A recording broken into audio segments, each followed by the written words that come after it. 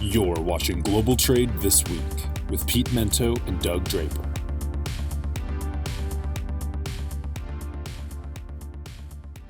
Well, hello again for another edition of Global Trade This Week. I am your host, Doug Draper, and with me is Keenan Brugh. He is the fill-in. Our main man, Pete, is on assignment. I'm not really sure what that means. He just says he's on assignment and then disappears for a while. But Keenan has filled in the past. He's popping around from the other side of the camera. And Keenan, we're real pleased to have you with us on Global Trade This Week. Well, thank you. Always fun to get on this side of the camera and have these discussions with you. And in a way, I'm also on assignment, but in a digital world and in a podcast world, we can just link up, even though on most days we're working right down I-70 from each other. Here we are a different time zone, but we're still able to circle up. So yeah, thanks. That's the beauty of not being in studio anymore. So yeah. But before we get going, I always want to thank Cap Logistics and the team to put all this together. Doesn't matter if we're local or time zones away. Keenan and his team make it happen. So thank you, sir. It's much appreciated. So I think we were talking earlier. I think we're going 3 topics. We're each going to hit one, and then we'll talk about the third one and how coincidental it was on why it came to be. So we'll save that one for later. But anyway, Keenan, you had a good one. Why don't you lead us off? Sounds good. I am excited to talk about this in an ongoing series. We've mentioned a little bit before. People are seeing it in the news, but my future-looking trend prediction is that the biggest cyber attacks are yet to come, and they will probably be involving supply chains, both on the digital side with the recent executive orders and the new Department of Homeland Security Software Supply Chain Act that just passed. They're really talking about the supply chain of software. So trying to get ahead of hacks like we saw recently with the solar winds. And, if a software company gets hacked and then that impacts all of their customers, it's a big deal. And so definitely agree that's a priority. But when they're using the word supply chain in the digital sense, I also want to bring back the focus of the supply chain in the physical sense, which not only uses a lot of software itself, and so is just as potentially susceptible as other manufacturing industries with their own supply chains and their own software, but we have a lot of physical goods moving in the logistics industry. And so if that slows down, there will be cascading effects. So I am on assignment here in St. Louis this week for the SMRP annual conference, the Society of Maintenance and Repair Professionals. They do all sorts of great training on best practices for uptime, reliability, all sorts of things. And the keynote speaker this morning was an FBI agent that really had a lot to say. Eric O'Neill had been with the FBI and doing counterintelligence and kind of hunting for spies within the United States and had all sorts of stuff on that. But it knowing that I'd be coming to this conference got me thinking for a while on supply chain type issues. And, we had the big Colonial pipeline, and that seemed like a really big deal, but I don't think we've seen how big and how bad it can get. I know on the Denver Transportation Club board, we have a friend, John, who does insurance and sells insurance for all sorts of things in the logistics space with USI. However, he's been noticing that the trend in the industry, insurance companies are covering less and less and charging more and more, right? Mm-hmm. A lot of these insurance situations, they have a lot of data in order to calculate what's the ideal rate to be competitive against other companies, but to cover costs so they'll turn some percent of a profit. There's a lot of unknowns, and there haven't been that many data points for them to make as educated of a guess, especially with the amount of unknowns of how bad it can get. So they're charging more for the insurance, and it doesn't cover as much generally, all sorts of things. Would recommend John Burkhalter if you need to talk to someone in that space, USI. However, that trend is concerning. I don't think we have enough coverage, both financial with insurance, but also contingency plans of what are we going to do if this software goes out or that software goes out. And so that's something that we at CAP, we're always trying to be proactive. And I was encouraged by the speaker this morning that that is really the right move. You want to be continually learning the best practices, whether it's getting your 2FA or multi-factor authentication going on, whether you have corporate training of how to avoid phishing emails or social engineering, or don't just put a random USB into your work computer that you found in the parking lot. That's a bad idea. Real quick tip on that.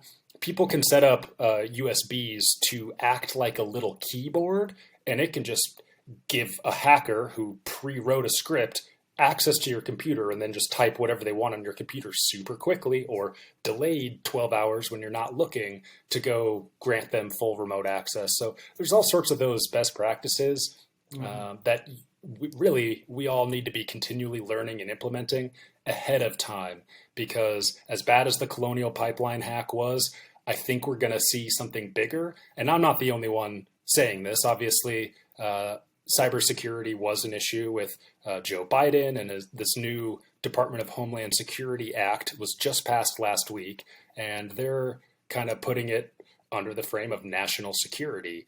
And what can we do about this? It's getting attention. You know, there's certain things government can do from that top down level, but a lot of it needs to come bottom up.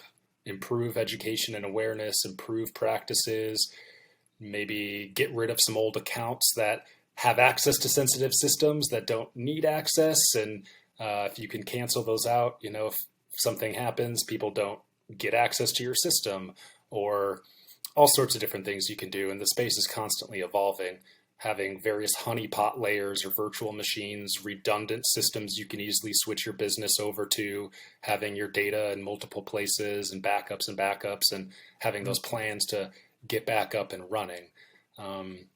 So yeah, wanted to bring up the cybersecurity, let anyone who's listening think about it, what they can do in their role and improve their company, and to not be surprised when something else happens. For instance, the World Economic Forum recently did one of their tabletop games or simulations called Cyber Polygon.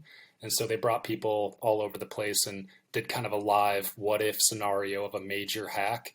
And the potential out there is much bigger than Colonial Pipeline. As bad as gas shortages in a region were, that was relatively limited in scope compared to what's potentially possible. So just wanted to get that on your radar and everyone's radar. And yeah, would love to hear anything that I prompted in your mind on that.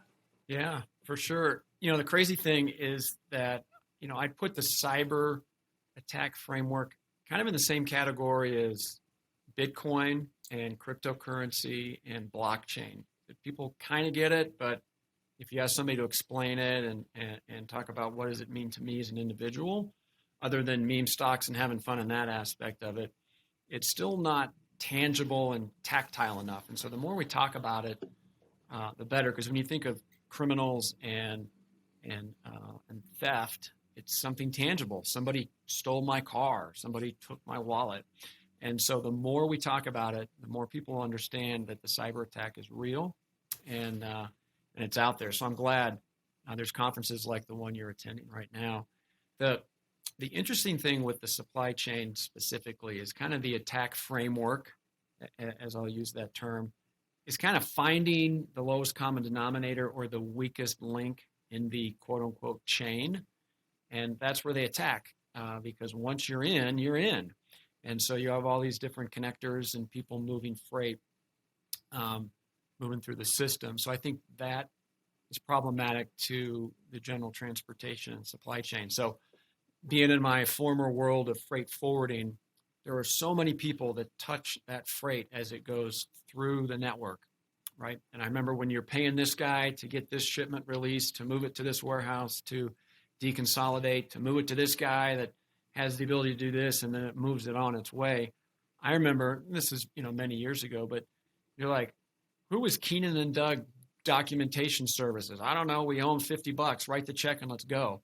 And, there's a lot of that decentralization in our supply chain. So, Doug and Keenan, a documentation service is a smaller entity, a smaller firm. And I think that is where the cyber attacks are going to be entered, and then they're going to find the larger providers that are connected by that smaller chain. So I think that is where the awareness needs to be. But Keenan and Doug Documentation Services, we're just trying to stay afloat, Keenan. I've talked to you. We got to raise our rates, not from $50 to 75. So we're just trying to pay our mortgage and keep things moving forward. So the idea of, hey, be aware of cybersecurity is probably the furthest thing from my mind. And there's lots of little companies like that touch our freight every day as it moves through the system. So that's the first thing that popped in my mind. And the other one is that if you are a small player and you have a government contract or some larger contract with a company that may be your bread and butter account, I think you need to be aware, because I'm sure there's going to be lots of requirements and compliance that's going to be coming into play with that. So I think the small guys are the most vulnerable, and I think the small companies have the most to lose in these type of things. So those are the two things that popped in my mind from that topic. Absolutely. And just as a quick response here, you reminded me of some conversations I just had with some gents, maintenance and repair professionals. And it really is an ounce of prevention is worth a pound of cure, or in video production, I was about to say an ounce of pre-production is worth a pound of post. And they're seeing that in the maintenance side of things. You wait too long to repair something, it's going to take twice as long and cost twice as much as if you had the proper maintenance repair strategy along the whole time. We're going to be seeing that with cybersecurity issues too, either just because we're busy, everyone's busy, and it's not a high enough priority to be given regular time. But then it gets your full attention when your company's locked up and you can't conduct your business, and they're trying to charge you some Bitcoin as one of those ransom things. And so that's something else you reminded me of. So yes, there is a lot of ransomware and cyber criminals. And of course they like Bitcoin, or increasingly other coins like Monero, or things that are even harder to trace than Bitcoin. Bitcoin's an open ledger. So theoretically you could watch where the money gets spent. A lot of these criminals are in different countries that don't have extradition. But also we should be aware of more state actors, whether it's Russia or China or anyone out there. They can get involved on these sorts of things and make it look like criminals, or maybe they'll take credit if it's something brag-worthy. But besides the Bitcoin as just something you pay for a ransom, when you brought that up, you reminded me of a statement the keynote speaker talked about this morning: trust but verify. Apparently that was spoken by Ronald Reagan back in the day, trust but verify. And apparently he got it from an old Russian adage. So that applies to both Bitcoin and cybersecurity, where trust is ultimately the most important.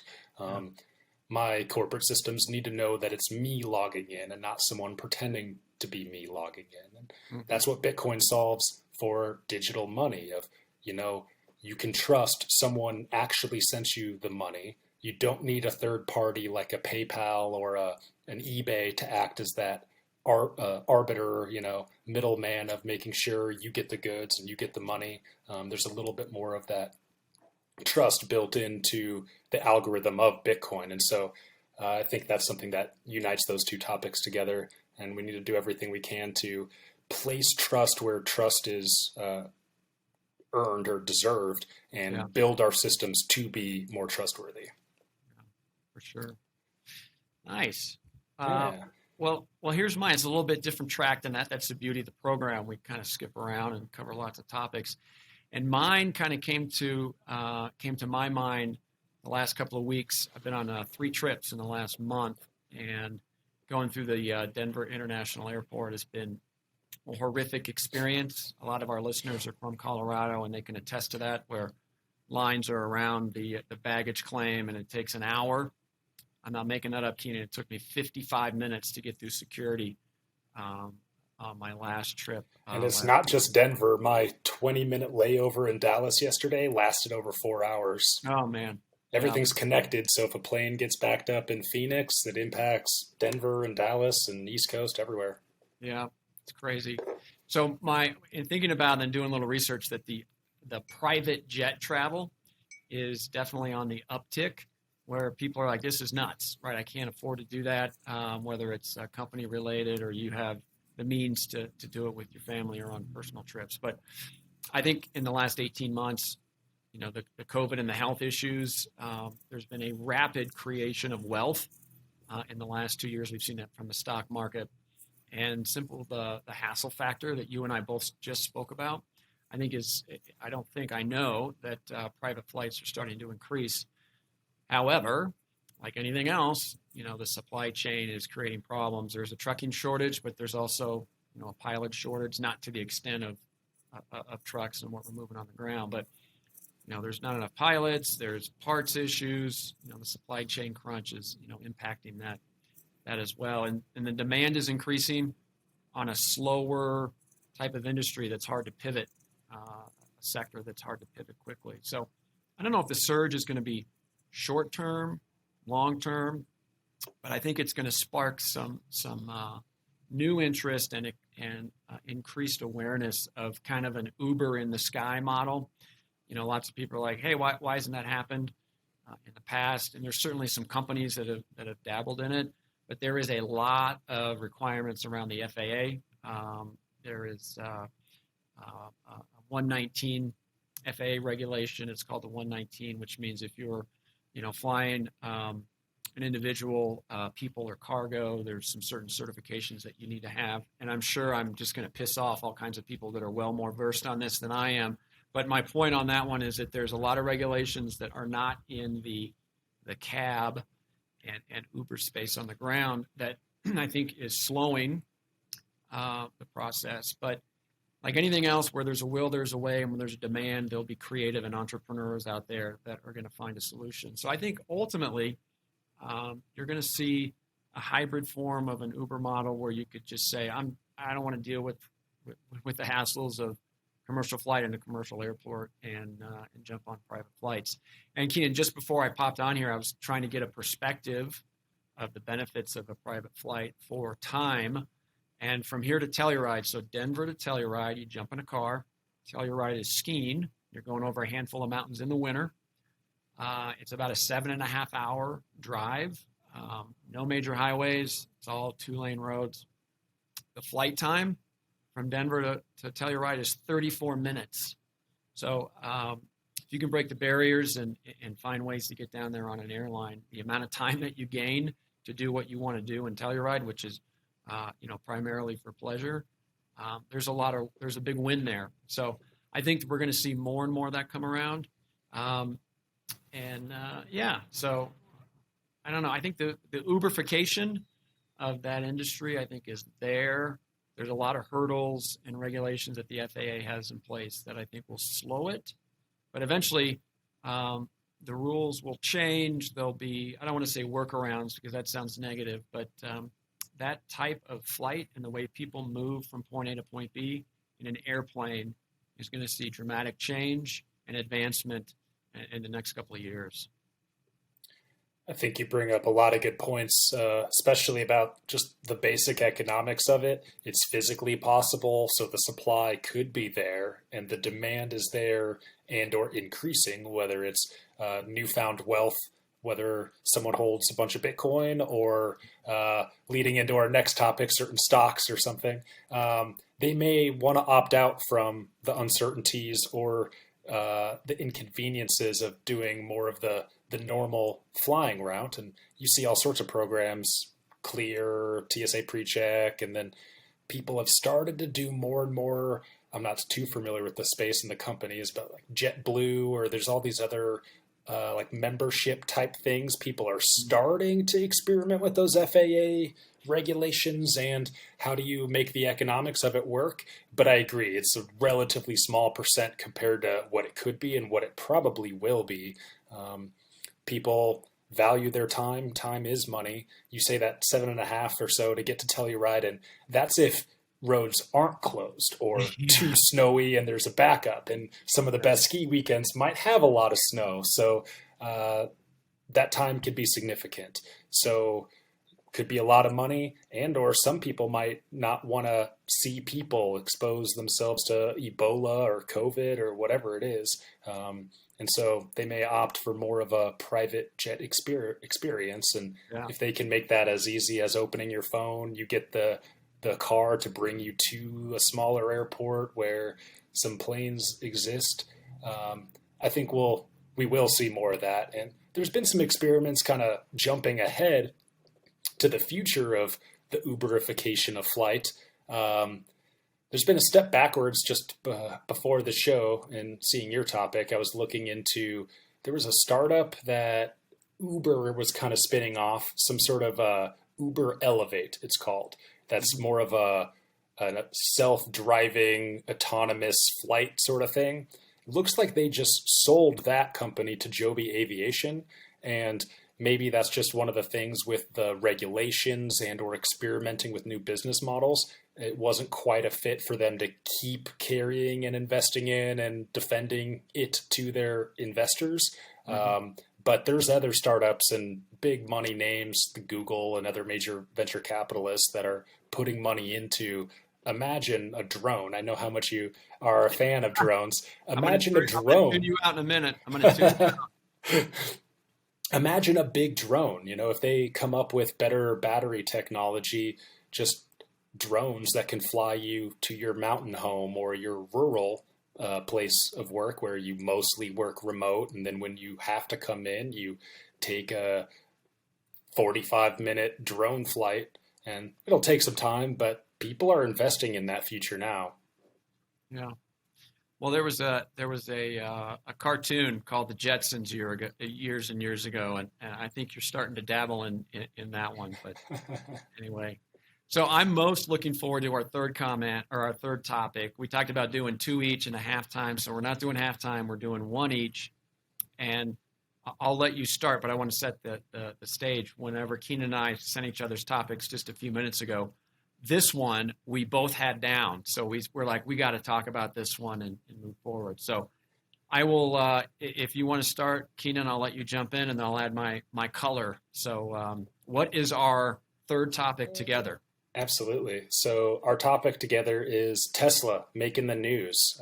Several aspects I think we can dive in here today. And you're right. If we both were thinking of the same thing, it's probably a big deal. And I know for a fact lots of other people are talking about it. So Tesla, if you haven't heard, recently surpassed a couple major milestones. Their stock is now over $1,000 per share. And of course, that's kind of arbitrary. How many shares do they have? But psychologically, it's a new mental checkpoint of they've hit 1,000, they are worth 1,000. And the same goes for the total market capitalization, where now their market cap is over $1 trillion. And so that puts them into some rarefied company. Not too many companies have achieved that before, and they're an interesting edge case of it. So yeah, what sort of things caught your eye on this story? Well, when you say rarefied air, I think there's like 4 companies, right, that that have hit that milestone. Definitely less than a dozen. Yeah. Yeah, for sure. And it all, as far as Tesla goes, it all went down yesterday, and I think it was related. So $1 trillion, I think that's like 12 zeros. It's like unfathomable how much money that is, right? I mean, 10 years ago, $1 billion was a crazy number, and now you hear about all these unicorn IPOs and SPAC rollouts and things that are. I mean, $1 trillion is just I can't even comprehend it. So a couple other numbers that caught my attention. Part of the reason that they hit that trillion was because of the purchase order that Hertz Rental Car made of 100,000 Teslas, individual cars that they're going to put into their fleet, which I thought was pretty amazing because I think Hertz filed for bankruptcy last year, right? So they're coming back big and bold, and that to me validates that the auto industry is really honing in on electric vehicles are the future. We've talked about it, we've heard about it all. The big guys in Detroit have all leaned to that, but I think this is a very large purchase of a well-known brand that has made a significant investment that validates EV is really the wave of the future. The other thing that was crazy is that Elon Musk's net worth, before, if you were in the $75 billion range with Bill Gates and all that kind of stuff, it was just it's hard to imagine. So as of yesterday, Elon Musk is worth $255 billion. He's the richest person in the world. And as things continue to go, it's just mind-boggling. It's kind of funny money to some degree, just like your house may have been appraised for X dollars, but you're not going to sell it because you get to buy right back into the same market. But it's just unbelievable. It's unbelievable that Hertz bought 100,000 Teslas. It's unbelievable, but the market cap of Tesla is now $1 trillion. And it's unbelievable that there's one human being in the world that's worth $250 billion. It's just mind-boggling to me. I don't know. It's crazy. The last thing I'll say on this, and I'll throw it back to you, is that the one thing that you made mention of before we jumped on is Tesla is tangible. It's something you can see on the road. You can touch it. You can drive it. Where some of the other, trillion-dollar valuations, like Google and the others. I mean, Apple's somewhat tangible, but to me, that's a big deal too. It's physical. We see it every single day on the road, and to me, that just rings more true to a company having that level of valuation. It's really impressive what they've done because, the first couple trillions, I forget if it was probably Apple first and then Google got there. They make most of their value intangibly, right? It's services, and as service companies and software companies, they're able to design something and then leverage it over and over again without having to deal with the old pesky economics of actually making widgets. And so for Tesla to have gone through the dramatic growth that they have in making physical things while also doing things like a startup, like software companies, and definitely they have a lot of software advantages themselves as well. But yeah, they're on the road, like you said, they're physical objects. I'm glad you mentioned the number of cars Hertz purchased, because in my research, I just saw the price tag. They're buying those 100,000 for $4.2 billion. And so that's not just billions of dollars you're paying Microsoft or Amazon Web Services. These are tangible things they will have in their lots, and they can sell access to their customers to drive around what is perceived to be a cool brand, a high-end brand, even as Tesla makes them more and more affordable. People like them. People like Teslas more than most other EVs. And we'll probably see that change. More people will buy other EVs in the future, but Tesla's definitely paving the way and has a special place in consumers' hearts and of investors' hearts. So it's pretty wild, and good point. Almost didn't bring up that he is now, Elon Musk is the richest person in the world. And while he jokes, and maybe there's some truth to him being an evil supervillain, like Bond villain style guy with, maybe some secret labs or hideouts on islands. Personally, I prefer evil Elon Musk or good Elon Musk compared to the Jeff Bezos or the Bill Gateses that were previously the world's richest. So he seems to be someone that is willing to put his money where his mouth is and try some hard things and try to make it really work. So it'll be interesting to see what he continues to do with SpaceX and what he continues to do with Tesla. Speaking of, that brings me to another point about the Tesla story that I wanted to bring to the attention, especially talking about global trade and logistics type issues. Something they announced years ago now that I've been curious about for a while is their Tesla semi-truck. Now, they announced it in 2017, and they said at the time they were going to do production in 2019. Never happened. It's not the first time Elon has committed to a very ambitious time schedule and then not quite hit it, but you aim for the moon and you land on a mountain, still pretty cool. So seems like it's not going to come out this year, but they're saying it'll come out next year, 2022. And so the word on the street is that Tesla will be making some for their own purposes, both testing as well as their own supply chain.